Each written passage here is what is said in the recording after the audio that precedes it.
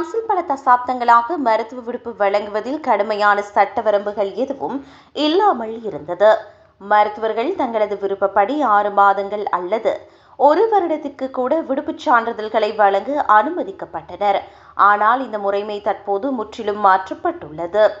புதிய சட்டம் மற்றும் அரசாங்கத்தின் அறிவிப்பின்படி வரும் செப்டம்பர் 1ஆம் தேதி முதல் முதன்முறையாக வழங்கப்படும் மருத்துவ விடுப்பு சான்றிதழ் அதிகபட்சமாக 31 நாட்களுக்கு மேல் இருக்கக்கூடாது.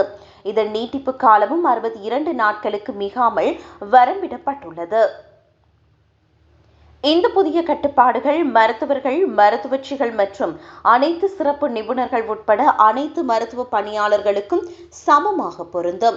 அதே சமயம் நோயாளியின் மருத்துவ நிலை, தொழில் தன்மை மற்றும் கிராமப்புறங்களில் மருத்துவர்கள் பற்றாக்குறை போன்ற பிரத்யேக காரணங்களின் அடிப்படையில் மருத்துவர்கள் எழுத்துப்பூர்வமான விளக்கத்துடன் இந்த வரம்புகளை மீறி விடுப்பு வழங்கலாம்.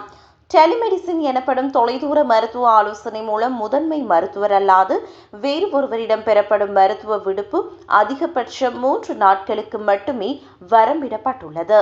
போலி அல்லது எளிதில் விடுப்பு பெறும் ஆன்லைன் தளங்களை கட்டுப்படுத்தவே இந்த புதிய விதி கொண்டுவரப்பட்டுள்ளது.